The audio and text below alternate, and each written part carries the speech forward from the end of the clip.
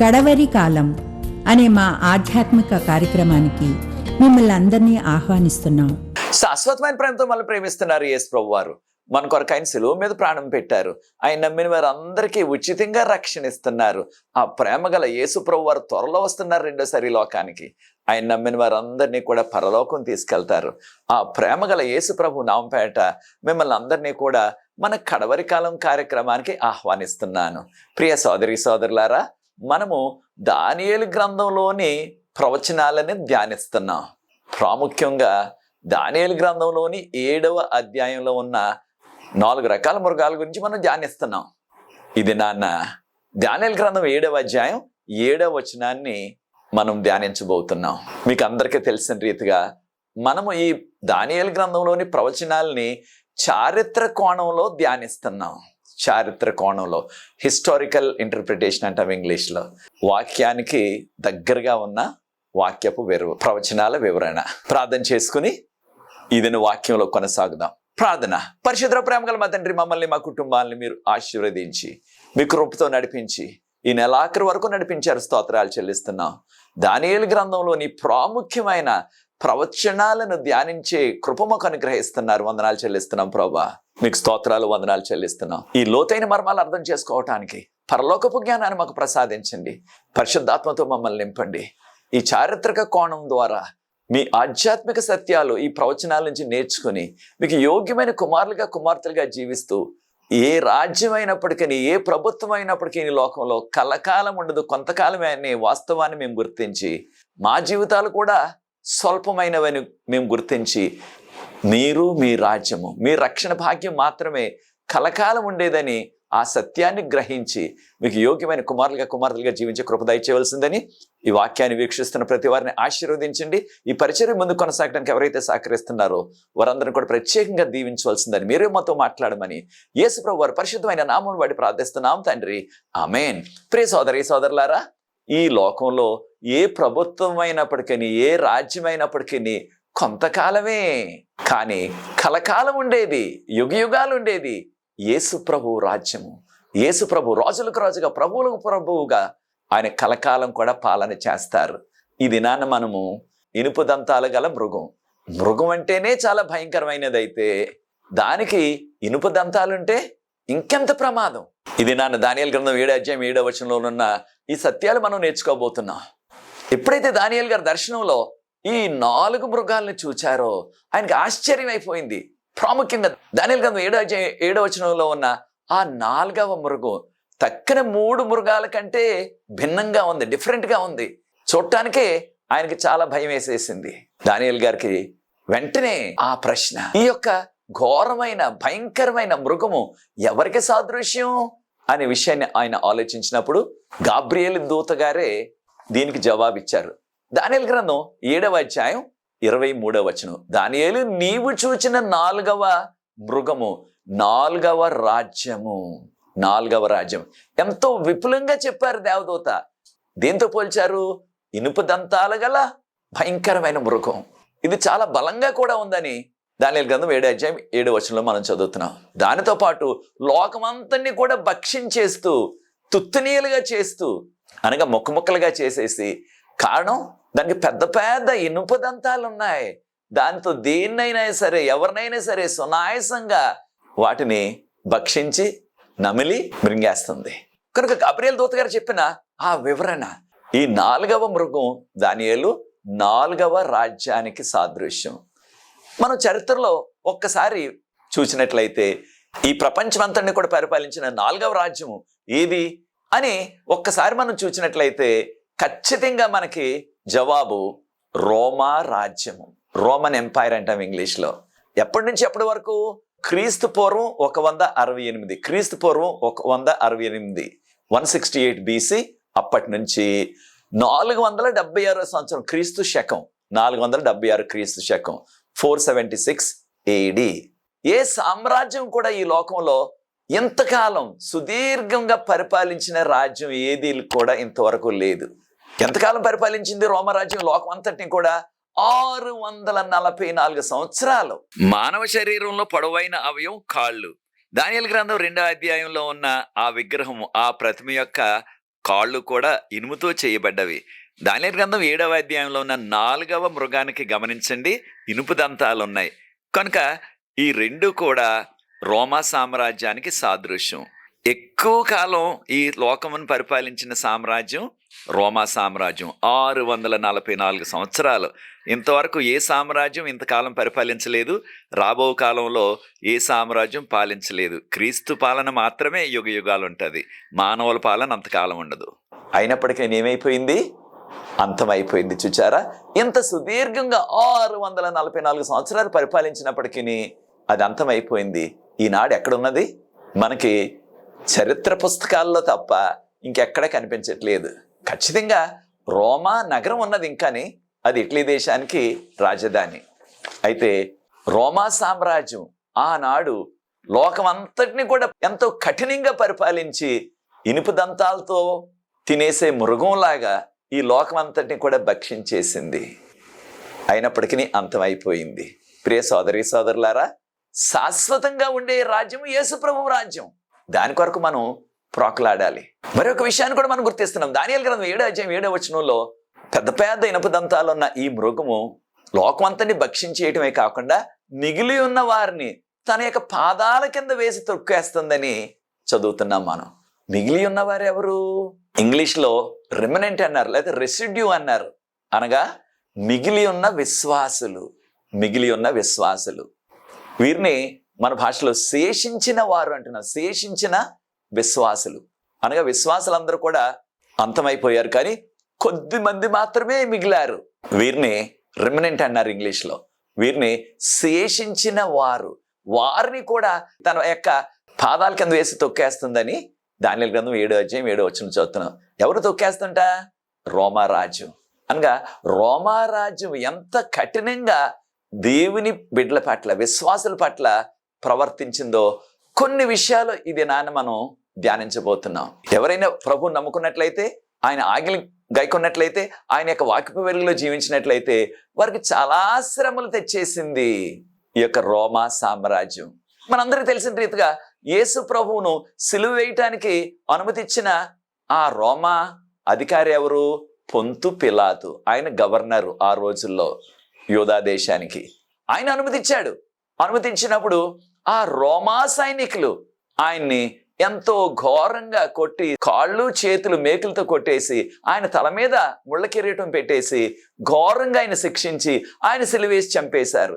ఇదంతా రోమా సామ్రాజ్యం కాలంలోనే జరిగింది. వారందరినీ కూడా సిలువ వేయమని ప్రోత్సహించిన వారు ఎవరు? తెర వెనుక నుండి సాతాను. ఈ ఆధ్యాత్మిక సత్యాన్ని కూడా మనం నేర్చుకోవాలా. సాతాను ఈ లోకంలో పలుకుబడగల వారిని వాడుకుంటాడు, ధనికులను వాడుకుంటాడు. సమాజంలో ఎవరికైతే పేరు ప్రఖ్యాతులు ఉన్నాయో అలాంటి వారిని వాడుకొని దేవునికి వ్యతిరేకంగా అనేకమైన శాసనాలు చేయిస్తాడు, అనేకమైన శ్రమలు రప్పిస్తాడు సాతాను. కనుక సాతాను చేతిలో ఒక సాధనంగా రోమా సామ్రాజ్యం వాడబడ్డది. రోమా చక్రవర్తి క్లౌడియస్ క్లౌడియస్ చక్రవర్తి గారు 41వ సంవత్సరం నుంచి 54వ సంవత్సరం వరకు పాలన చేసి, ఆయన పాలనలో రోమా నగరంలో ఎవరైతే జీవించారో విశ్వాసులు, క్రైస్తవులైనా యూదులైనా, వారందరినీ కూడా అక్కడి నుంచి ఆయన బహిష్కరించేశారు. అనగా ఈ నగరంలో, రోమా నగరంలో మీరు ఉండటానికి అర్హత లేదు, ఉన్నట్లయితే మీకు శిక్ష వేసేస్తాం అనగానే వారు ప్రాణాల చేతులతో పట్టుకుని వారికి ఉన్న సమస్తాన్ని విడిచిపెట్టేసి కట్టుకున్న వస్త్రాలతో పారిపోయారు అక్కడి నుంచి. కానీ అక్కడ ఉన్నట్లయితే వారికి చాలా కష్టాలు వచ్చేస్తాయి, శ్రమలు వచ్చేస్తాయి. కనుక క్లౌడియస్ అనే రోమా చక్రవర్తి గారు విశ్వాసులందరినీ కూడా వెళ్ళగొట్టేశారు రోమా నగరం నుంచి. ఇది క్రీస్తు శకం 53వ సంవత్సరంలో జరిగింది. ప్రిసిల్లా, ఆమె యొక్క భర్త అక్విల్లా, వారు రోమా నగరంలో జీవించేవారు. అది రాజధాని ఆ రోజుల్లో. అక్కడి నుంచి విడిచిపెట్టేసి పారిపోయి వారు కొరింథీ నగరానికి వచ్చేశారు. తర్వాత కాలంలో ఆయన తర్వాత రాజుగారు నీరో చక్రవర్తి గారు క్రీస్తు శకం 54వ సంవత్సరం నుంచి 68వ సంవత్సరం వరకు ఆయన పాలన చేశారు. ఈ నీరో చక్రవర్తి పాలనలో ఏం జరిగింది? ఆయనే సొంతగా ఈ నగరాన్ని ఇంకా సుందరీకరించాలని ఆయన సేవకుల చేత ఈ రోమా నగరానికి మధ్యరాత్రి వేళ నిప్పు పెట్టించేసి, ఇది 64వ సంవత్సరంలో జూలై 18 జరిగిందని చరిత్ర మనకు చెప్తుంది. అర్ధరాత్రి అందరూ కూడా నిద్రపోతున్నారు. ఆ యొక్క నిప్పు అంతా కూడా రాజుకొని అనేక మంది వారి యొక్క ఇళ్లలోనే సజీవంగా దహనమై చనిపోయారు.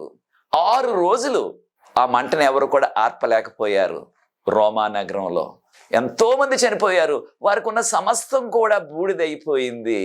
ఇదంతా ఎవరు చేయించారంటే నీరో చక్రవర్తి గారు. కారణం ఈ నగరాన్ని సుందరీకరించాలని, దానిలో ఉన్న పాత ఇళ్ళని కూడా తొలగించబడాలని.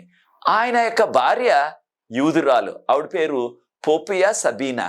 తను ప్రోత్సాహంతో బ్రతుకున్నవారు రాజుగారు అడుగుతున్నారు, ఎవరు దీని కారకులు?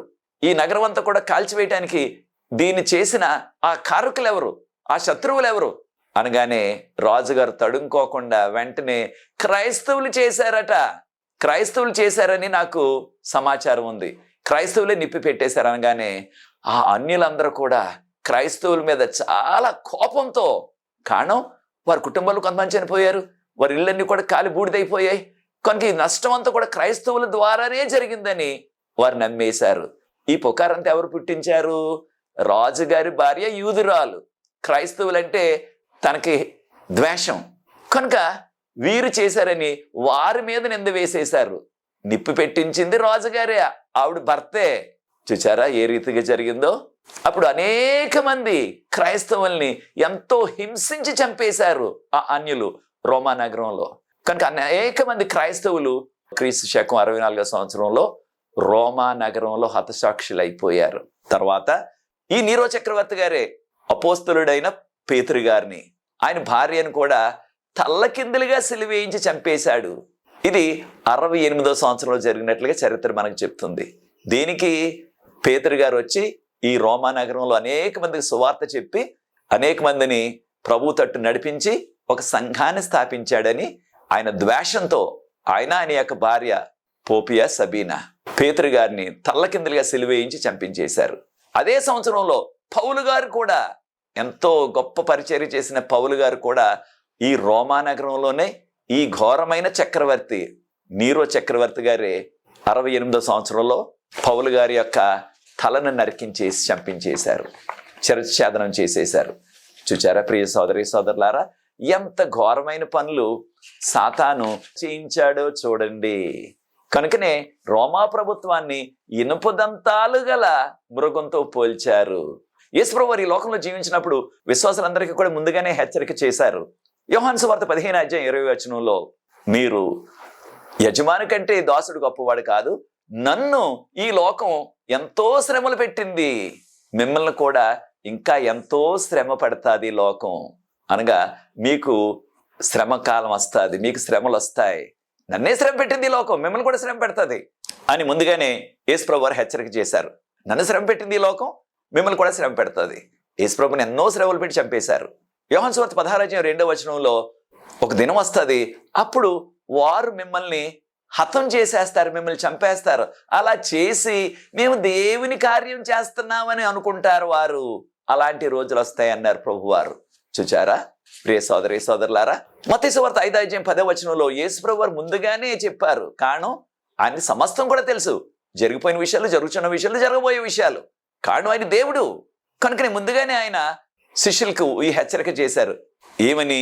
యేసు ప్రభు నిమిత్తం, నీతి నిమిత్తం హింసించబడి వారు ధన్యులు, అట్టి వారిది పరలోక రాజ్యం. ఎంత గొప్ప ధన్యత చూడండి. మత్తయి సువార్త 5:10 నీతి కొరకు, యేసు ప్రభు కొరకు, ఆయన నామం కొరకు, ఆయన యొక్క సాక్ష్యం కొరకు, ఆయన యొక్క సేవ కొరకు మనం హింసించబడినట్లయితే, మన ప్రాణం కూడా పోగొట్టుకున్నట్లయితే ఎంత ధన్యత! అటువంటి వారిది పరలోక రాజ్యము. ఎందుకంటే గొప్ప దీవెన ఏదైనా ఉన్నదా ఈ లోకంలో?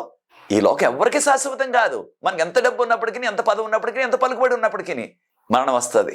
ప్రభువారు అంటున్నారు, నీకు పరలోకం ఇస్తాను అనగా ఇక అంతకంటే గొప్ప ఆశీర్వాదం ఏదీ లేదు. కనుక ప్రియ సోదరి సోదరులారా, ఈ కడవరకాల చివరి దినాల్లో జీవిస్తున్నాం. మనకు ఒకవేళ అటువంటి ప్రభువు కొరకు హింసించబడే ధన్యత కలిగినట్లయితే, ప్రభువు కొరకు మరణించే ఆ యొక్క ధన్యత కలిగినట్లయితే దానిని మీరు విడిచిపెట్టుకోవద్దు, దాని నుంచి పారిపోవద్దు. ప్రభు కొరకు మనం హింసించబడినప్పుడు, ప్రభువు కొరకు మనం నిందలు హింసలు పొందినప్పుడు, ప్రభువు కొరకు మన ప్రాణమైనప్పటికీ పెట్టేసినట్లయితే ఎంతో గొప్ప ధన్యత, పరలోక రాజ్యం వారిది అనగా వారు పరలోకానికి గ్యారంటీగా వెళ్ళేవారు అనమాట. చూచారా? కనుక ఈ విషయాన్ని మనం అర్థం చేసుకోవాలా. 2 తిమోతి 4:8 పౌలు గారు అంటున్నారు, నా పరుగును నేను కడముట్టించి తిని. నా కొరకు ఏమన్నది?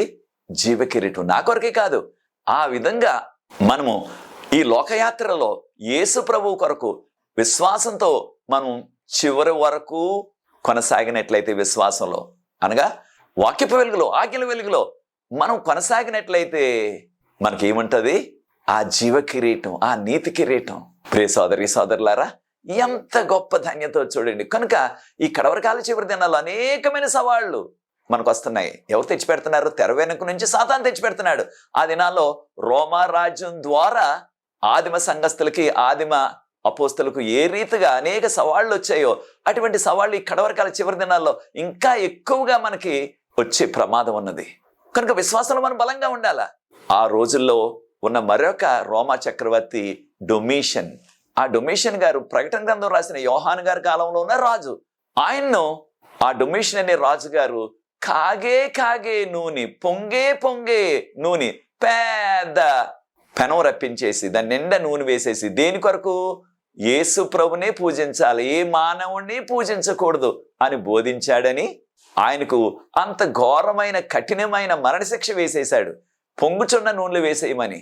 ఆయన పొంగుచున్న నూనెలు వేసేస్తే సంఘ చరిత్ర మనకు చెప్పేది ఏమిటంటే, చర్చ్ హిస్టరీ అంటున్నాం ఇంగ్లీష్లో, ఆ పొంగుచున్న నూనెలు వేసేసి ఇంకా ఎంతో వేడిగా, ఇంకా ఎంతో పెద్ద మంట పెట్టేసినప్పటికీ ఆ యొక్క పాత్ర కింద ఆ నూనె పొంగిపోయి బయటకి పడిపోతున్నప్పటికీ ఆయనకి ఏ హాని కలగలేదు, ఆయన శరీరానికి ఏ గాయం అవ్వలేదని చరిత్ర చెప్తుంది.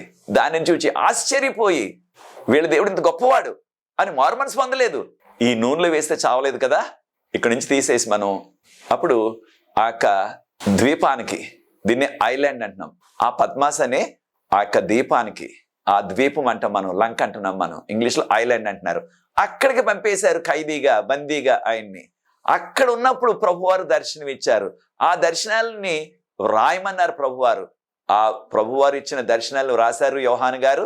అదే ప్రకటన గ్రంథం. చూచారా? అంత హింసించేసినప్పటికీ ఆయన విశ్వాసాన్ని విడిచిపెట్టేయలేదు. అన్ని హింసలు పెట్టిన ఆ యొక్క డొమిషన్ రాజు చనిపోయాడు హఠాత్తుగా. తర్వాత వచ్చిన రాజు వారందరికీ కూడా క్షమాభిక్ష పెట్టేశాడు, నెర్వా అనే రాజు గారు. అప్పుడు ఆ యొక్క పద్మాస్ అనే ఆ ద్వీపంలో, ఆ లంకలో ఉన్న ఖైదీలందరూ కూడా కరుడుగట్టిన నేరస్తులు వేసేవారు. యోహాన్ గారు ఏ నేరం చేయలేదు కదా, ఆ కరుడుగట్టిన నేరస్తులందరికీ కూడా క్షమాభిక్ష పెట్టేశారు నెర్వా అనే కొత్త రాజు గారు. యోహాన్ గారు కూడా మరలా వచ్చేశారు. ఎక్కడికి? ఎఫెసు సంఘానికి ఆయన పాస్టర్ గారు అక్కడికి వచ్చేశారు. వచ్చి ఈ గ్రంథాన్ని అందరి చేత కూడా కాపీ చేయించి రాయించి అన్ని సంఘాలకి పంపించేశారు. చూచారా? దేవుడు ఏ రీతిగా కాచి కాపాడుతున్నారో. దేవునికి, దేవుని సువార్తకు, దేవుని యొక్క సేవకులకు ఎవరైతే అడ్డుబండలుగా ఉంటారో సాతాను సాధనాలు, వారు కలకాలం కొనసాగరు, వారికి శిక్ష పడుతుంది. తర్వాత ఈ రోమా సామ్రాజ్యంలోనే ప్రకటన గ్రంథం రాసిన యోహాను గారి యొక్క శిష్యుల్లో ఒక శిష్యుడు, ఆయన పేరు పోలీకార్పు. ఆ పోలీకార్పు గారు సంఘ చరిత్ర ఏం చెప్తుందంటే మనకి, ఆయన పాస్టర్గా పనిచేస్తున్నారు. ఎక్కడ? స్ముర్ణ అనే సంఘంలో. ప్రకటన గ్రంథం 1వ అధ్యాయంలో చెప్పబడిన 7 సంఘాల్లో 2వ సంఘం స్ముర్ణ, ఇంగ్లీష్లో స్మర్ణ అంటాం. అక్కడ పాస్టర్గా పనిచేస్తుంటే ఆయనను వారు కాల్చి చంపేశారు. ఆయన సజీవ దహనం చేసి చంపించేశారు 167వ సంవత్సరంలో, క్రీస్తు శకం 167వ సంవత్సరంలో. చూచారా ప్రియ దేవుని బిడ్డలారా?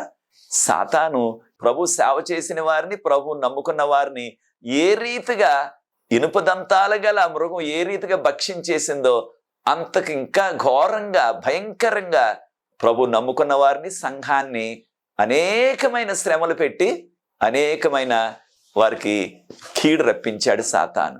కానీ సాతాను వాడుకున్నది ఎవరిని? ప్రజల్ని. మనందరికీ తెలిసిన రీతిగా సాతాను ఎప్పుడు కూడా డైరెక్ట్గా వచ్చి ఎవరికి కూడా ఆ ఇబ్బందులు, శ్రమలు తెచ్చిపెట్టాడు. ఎవరిని వాడుకుంటాడు? ప్రజలను వాడుకుంటాడు, పాలకులను వాడుకుంటాడు, ధనికులను వాడుకుంటాడు, సమాజంలో పలుకుబడగల వారిని వాడుకుంటాడు. ప్రియ సోదరి సోదరుడా, ఈ ఆధ్యాత్మిక సత్యాన్ని కూడా మనం నేర్చుకోవాలి. మన సంఘంలో, మన సమాజంలో మనం కూడా సాతానుకు సాధనాలుగా వాడబడుతున్నామా? లేకపోయినట్లయితే క్రీస్తుకు సాధనాలుగా, క్రీస్తుకు సాక్షులుగా వాడబడుతున్నామా? మరొక చక్రవర్తి, రోమా చక్రవర్తి, ఆయన పేరు డయోక్లీషియన్. చరిత్ర మనకు చెప్పింది డయోక్లీషియన్.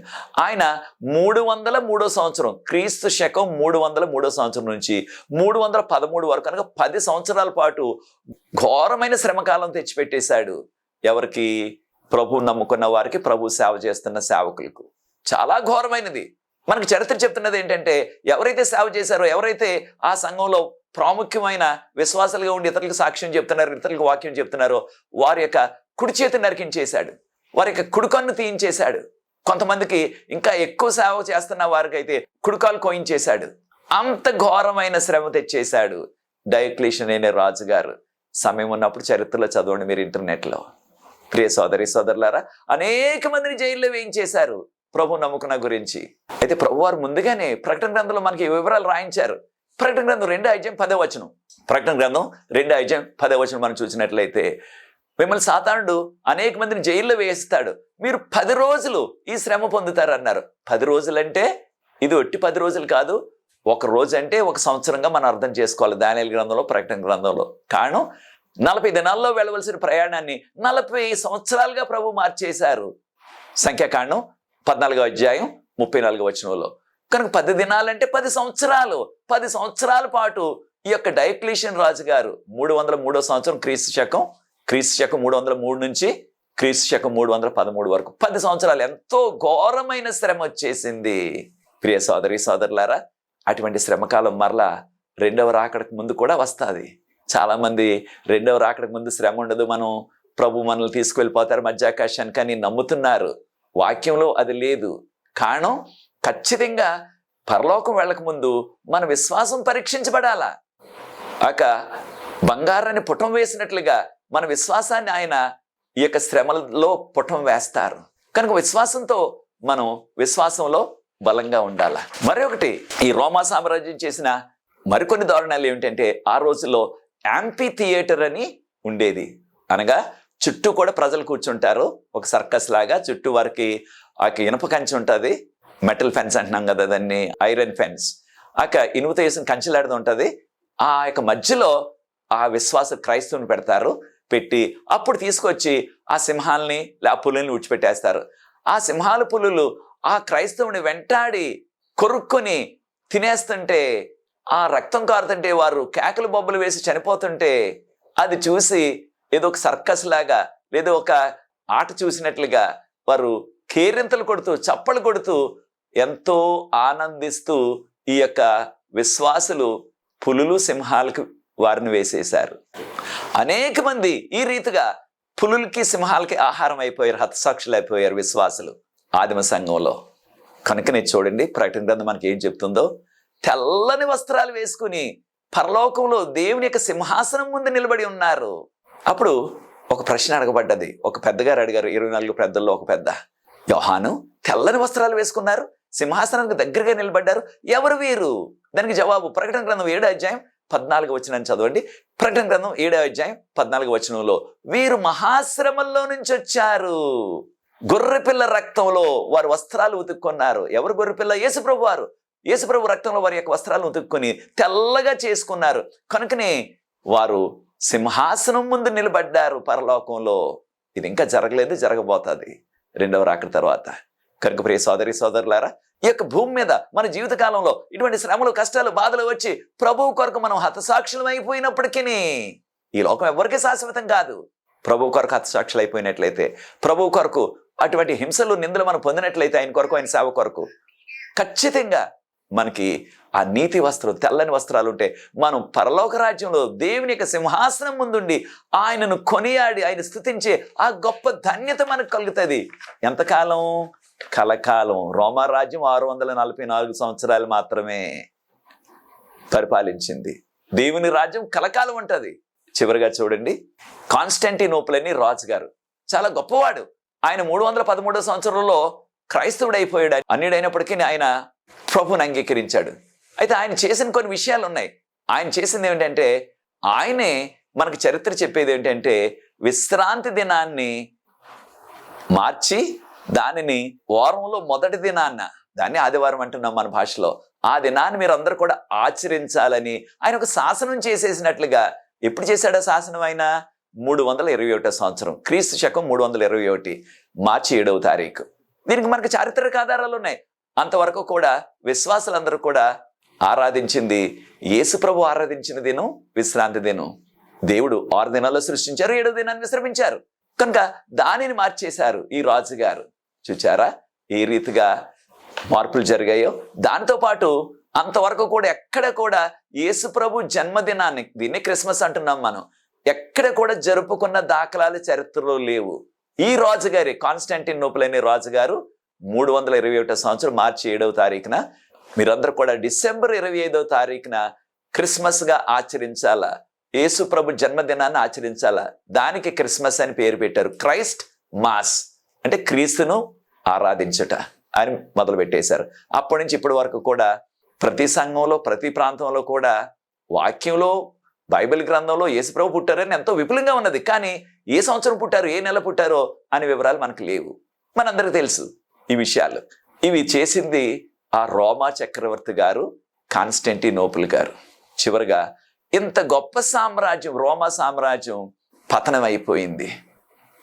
ఒడేసియర్ అనే రాజు గారు, ఆయన ఒక ఆటవిక తెగకి చెందిన ఒక నాయకుడు. అంతే, వారిది ఆటవిక తెగ, ట్రైబ్ అంటున్నాం మనం. హెరోలై అనే ట్రైబ్ అన్నమాట. వారు క్రీస్తు శకం 476లో రోమా నగరాన్ని ఓడించేసి రోమా ప్రభుత్వాన్ని అంతం చేసేసి అప్పటి నుంచి వారు పాలన చేతపట్టారు. కనుక రోమా సామ్రాజ్యం అంతమైపోయింది క్రీస్తు శకం 476 సంవత్సరంలో. ప్రియ సోదరి సోదరులారా, యేసు ప్రభు రాజులకు రాజుగా, ప్రభువులకు ప్రభుగా వస్తున్నారు. ఆయన రాజులకు రాజుగా, ప్రభువులకు ప్రభువుగా కలకాలం కూడా పాలన చేస్తారు. ప్రకటన గ్రంథం 19:16 కనుక ప్రియ సోదరి సోదరుడా, నీవు నీ కుటుంబం కూడా కలకాలం పరలోకంలో ప్రభుతో జీవించాలని ఆశిస్తున్నావా? అది నీ నిర్ణయం అయినట్లయితే ఆయన వాక్యపు వెలుగులో జీవించు, ఆయన ఆజ్ఞల వెలుగులో జీవించు. అలా చేసినట్లయితే ప్రభు త్వరగా వస్తున్నారు. ఆయన రాజ్యంలో ప్రకటన గ్రంథం 21:4 ఇక దుఃఖమైనను, మరణమైనను, ఏ విధమైన శాపమైన ఉండనే ఉండదు. మన కన్నీళ్ళన్నీ కూడా ఆయన తుడిచి వేస్తారని చెప్పబడ్డది. ఆయనతో కలకాలం జీవించే ధన్యత మనకు కలుగుతుంది. అది నీ నిర్ణయం అయినట్లయితే ప్రియ సోదరి సోదరుడా, నాతో ఏకీభించండి. యేసు ప్రభు రాజ్యంలో ఆయన త్వరగా వస్తున్నారు. రెండోసారి మన పరలోకం తీసుకెళ్తారు. ఆయనతో కలకాలం ఉండాలని నువ్వు ఆశించినట్లయితే నాతో ఏకీభించండి, ప్రార్థించి ఇక 7వ ఎపిసోడ్ ముగిస్తాను. వచ్చే ఎపిసోడ్లో మరికొన్ని విషయాలు, ఈ ఇనుప దంతాలు గల మృగానికి ఉన్న ఆ కొమ్ముల గురించి నేర్చుకోబోతున్నాం. 10 కొమ్ములు ఉన్నాయి దానికి. వాటి వివరాలు తెలుసుకుందాం. ప్రార్థన. పరిశుద్ధ ప్రేమ గల మా తండ్రి, మీకు స్తుతులు, స్తోత్రాలు, వందనాలు చెల్లిస్తున్నాం. మమ్మల్ని, మా కుటుంబాలని, మా సంఘాలను మీరు ప్రేమించి మాకు అనుగ్రహిస్తున్న ఈ దానియేలు గ్రంథ ప్రవచన ధ్యానాలకై స్తోత్రాలు చెల్లిస్తున్నాం. దీన్ని వీక్షించిన ప్రతి వ్యక్తిని ఆశీర్వదించండి. ఈ పరిచయం ముందు కొనసాగడానికి ఎవరైతే సహకరిస్తున్నారో వారందరినీ కూడా ఆశీర్వదించమని, మీ కృపతో మమ్మల్ని నింపమని, మీకు యోగ్యమైన కుమారులుగా, కుమార్తెలుగా జీవించి త్వరలో మీరు వచ్చినప్పుడు మేము ఎత్తబడే జనాంగంలో ఉండి యుగయుగాలు మీతో ఉండే ఆ ధన్యత మాకు అనుగ్రహించమని యేసు ప్రభువు వారి పరిశుద్ధమైన నామమును బట్టి ప్రార్థిస్తున్నాను తండ్రి. ఆమేన్. ప్రియ సోదరి సోదరులారా, ప్రభు మిమ్మల్ని ప్రేరేపించినట్లయితే ఈ పరిచర్య ముందు కొనసాగడానికి మీరు కూడా సహకరించండి. తెర మీద వచ్చే నంబర్కి నన్ను సంప్రదించినట్లయితే ఆ వివరాలు మీకు అందిస్తా. మీరు కూడా సహకరించి ఈ పరిచర్యలో పాలుభాగస్తులు అవ్వండి. మనకు ప్రార్థనా బృందం ఉన్నది. ప్రతి సాయంత్రం కూడా విజ్ఞాపన ప్రార్థన చేస్తున్నాం. అనేక జవాబులు ప్రభు ఇస్తున్నారు. ఈ అవకాశాన్ని మీరు కూడా సద్వినియోగం చేసుకోండి. ప్రభు మిమ్మల్ని దీవించుగాక. వచ్చే కార్యక్రమంలో 8వ ఎపిసోడ్లో మరలా కలుసుకుందాం. God bless you.